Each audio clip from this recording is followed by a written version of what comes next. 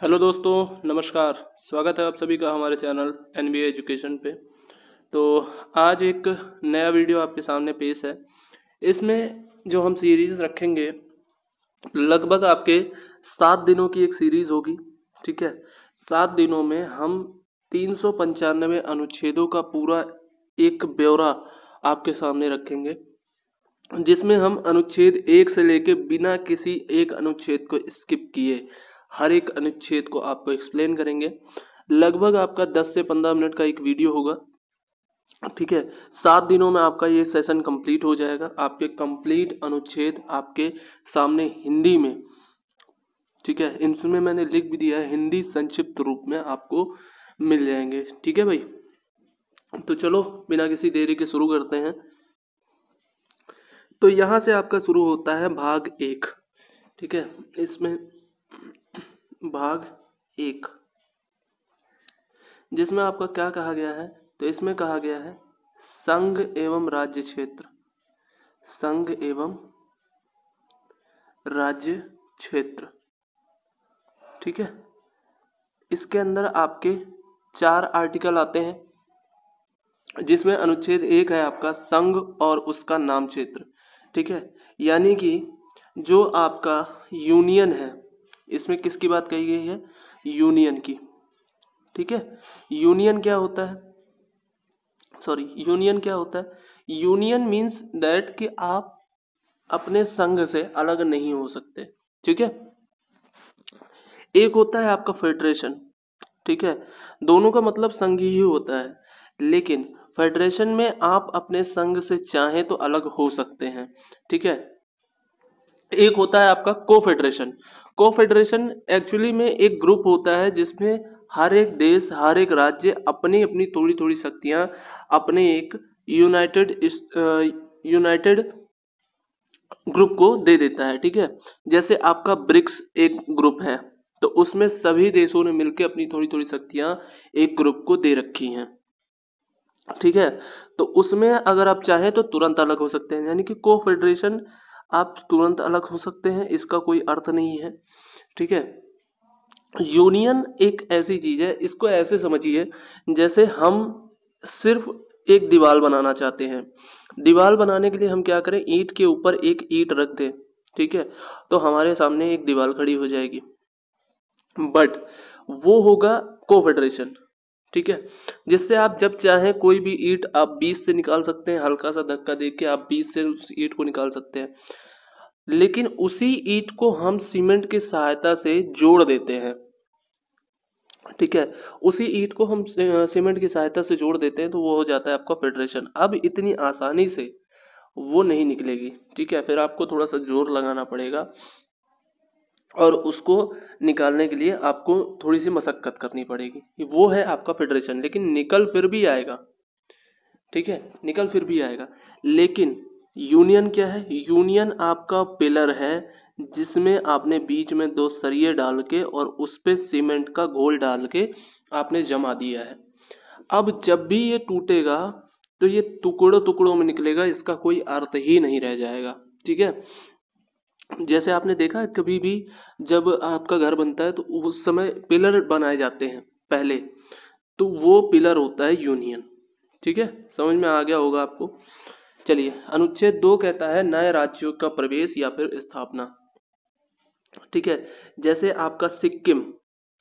सिक्किम आपका 1975 के अंतर्गत 36वां संविधान संशोधन हुआ। पहले 35वां संविधान संशोधन होता है, जिसके तहत सिक्किम को एक शहर राज्य बनाया जाता है। ठीक है, और उसके बाद 36वां संविधान संशोधन होता है 1975 को, और उसमें आपको सिक्किम एक पूर्ण राज्य बन के मिल जाता है। ठीक है, तो चलिए आगे बढ़ते हैं। अनुच्छेद 3 कहता है नए राज्यों का निर्माण और मौजूदा राज्यों का सीमा एवं नामों में परिवर्तन। ठीक है, ये कौन करता है? ये संसद करती है। ठीक है, संसद। इसका आपको एग्जाम्पल मिल जाएगा, जो आपका यूपी से टूट के उत्तराखंड बना। ठीक है, बिहार से टूट के झारखंड बना, और मध्य प्रदेश से टूट के आपका छत्तीसगढ़ बना। ठीक है, अनुच्छेद 4 क्या कहता है? अनुच्छेद 4 कहता है अनुसूचियों एवं संशोधन से संबंधित व्यवस्थाएं दैट मीन्स कि इसमें ये कहा गया है कि जो नए राज्यों का प्रवेश होगा या फिर मौजूदा राज्यों की सीमाओं में परिवर्तन होगा वो 368 से बाहर होगा। 368 क्या कहता है? 368 कहता है संविधान संशोधन में राष्ट्रपति की सहमति आवश्यक। ठीक है, तो ये कहता है कि 368 से बाहर है, इसमें संसद ने अपनी मंजूरी दे दी है तो आपको इसको साइन करना ही पड़ेगा, इसको पास करना ही पड़ेगा। ठीक है भाई, तो चलो यहाँ पे आपका भाग 1 कंप्लीट होता है। आगे बढ़ते हैं, यहाँ से स्टार्ट होता है आपका भाग 2। भाग 2 कहता है नागरिकता। ठीक है, भाग 2। ठीक है, ये कहता है नागरिकता, जिसमें आपके 5 से लेके 11 तक आर्टिकल हैं। ठीक है, चलो स्टार्ट करते हैं इसको बिना किसी दिक्कत के। अनुच्छेद 5, इसमें कहा गया है संविधान लागू होने के समय पर नागरिकता, यानी कि जिस समय 1950 में आपका संविधान लागू हुआ उसी समय से आपको संविधान के तहत भारत की नागरिकता दे दी गई है। जो भी लोग उस समय भारत में थे वो सभी आपके किसके अंतर्गत आ गए? अनुच्छेद 5 के अंतर्गत उनको नागरिकता दे दी गई। अनुच्छेद 6 कहता है पाकिस्तान से आए हुए व्यक्तियों की नागरिकता। ठीक है, पाकिस्तान से आए हुए यानी कि कुछ लोग क्या थे जो भारत से पाकिस्तान गए थे और कुछ लोग पाकिस्तान से भारत भी आए थे। ठीक है, तो उस समय तो ये था नहीं कि भैया ये भारत है ये पाकिस्तान है, तो किसी को कुछ पता ही नहीं था। जब बंटवारा हुआ तब सब लोग पलायन करने लगे, तो उन सभी को दिल्ली में आप देखोगे कि झोपड़ियां बहुत सारी रहती है उस समय। अभी तो फिलहाल आपको कुछ नहीं मिलेगा ऐसा, लेकिन वहां पे चौक वगैरह अभी भी बनी हुई है। तो अनुच्छेद 6 में कहा गया पाकिस्तान से आए हुए व्यक्तियों की नागरिकता। ठीक है, अनुच्छेद 7, अनुच्छेद 7 कहता है पाकिस्तान गए और लौटे व्यक्तियों की नागरिकता। इसमें क्या हुआ था एक्चुअल में, पाकिस्तान जो लोग गए थे उनकी एक लिस्ट बनाई गई और उन सभी को नागरिकता से बाहर कर दिया गया। लेकिन जब वहां पे मारकाट शुरू हुई, जब हिंदुओं को और सिखों को मारा गया बहुत बेरहमी से, तब वहां से कुछ लोग वापस आ गए अपने भारत में। तो उसमें कहा गया कि पाकिस्तान गए और लौटे व्यक्तियों की नागरिकता कैसे दी जाएगी। ठीक है,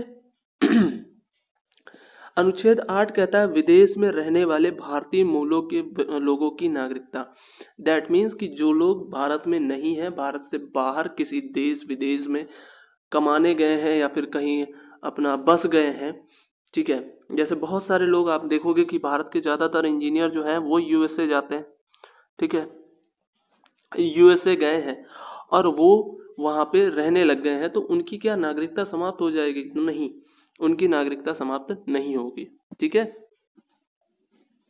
आगे अनुच्छेद 9, विदेशी नागरिकता लेने पर भारतीय नागरिकता समाप्त हो जाएगी।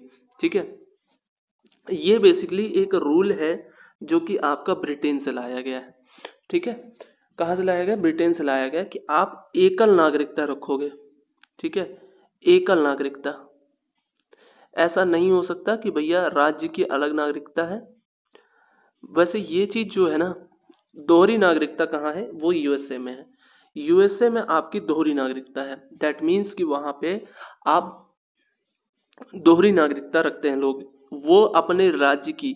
दैट मीन्स क्या है कि वो यूएसए के नागरिक तो हैं ही, लेकिन इसके अलावा कोई अगर आदमी वॉशिंगटन डीसी में रहता है तो वो वॉशिंगटन डीसी का भी नागरिक है। ठीक है, वो जाके न्यूयॉर्क में अगर बसना चाहता है, अपना काम करना चाहता है, तो उसके ऊपर काफी सारे रिस्ट्रिक्शंस लगाए जाते हैं। न्यूयॉर्क का अपना एक अलग रूल है। ठीक है, वॉशिंगटन डीसी का अपना एक अलग रूल है। और भी जो आपके शहर हैं, जैसे आपका यहाँ से आप जाइएगा, जैसे आपका हो गया लॉस एंजलिस। ठीक है, लॉस एंजलिस में आप जाएंगे तो वहाँ के नागरिक अलग हैं। दैट मीन्स कि वो लॉस एंजलिस के हैं, वो न्यूयॉर्क के हैं, वो वॉशिंगटन डीसी के हैं, उसके साथ वो यूएसए के भी नागरिक हैं। तो यूएसए में क्या है? दोहरी नागरिकता का प्रावधान है, लेकिन भारत में ऐसा नहीं है। ठीक है, तो इसीलिए कहा गया है कि 9वें अनुच्छेद में विदेशी नागरिकता लेने से भारतीय नागरिकता समाप्त हो जाएगी। एक्चुअल में ये है कि भैया किसी से अगर जुड़ गए तो यहाँ से हट जाओ। ठीक है, हाँ, जिसे बिहारी में कहते हैं सटला तो गैला। ठीक है। अनुच्छेद 10 कहता है नागरिकता का निरंतर अधिकार। ठीक है, नागरिकता का निरंतर अधिकार मीन्स कि आपके सामने कोई ऐसा नहीं आ सकता कि भैया भारत के प्रधानमंत्री आए और उनको आपसे जलन है तो वो कहेंगे कि तुम्हारी नागरिकता आज से समाप्त करते हैं, ऐसा नहीं होगा। ठीक है, ऐसा कोई नहीं कर सकता कि आपकी नागरिकता कोई समाप्त कर दे। ठीक है। अनुच्छेद 11 है संसद को नागरिकता संबंधी कानून बनाने का अधिकार है। दैट मीन्स कि आपका जो नागरिकता कानून है जो कि 1955 के तहत बनाया जाता है, जिसमें आपके 5 अधिकार दिए गए हैं नागरिकता को ग्रहण करने के लिए। ठीक है, वो सारे जो नियम कायदे कानून हैं वो कौन बनाएगा, तो वो संसद बनाएगा। ठीक है, तो चलिए आज के वीडियो को यहीं पे समाप्त करते हैं भाई, और मिलते हैं आपसे अगली क्लास में। ऐसी और भी ट्रिक्स के लिए, ऐसे और भी लेक्चर्स के लिए सब्सक्राइब कीजिए हमारा चैनल एनवी एजुकेशन। धन्यवाद।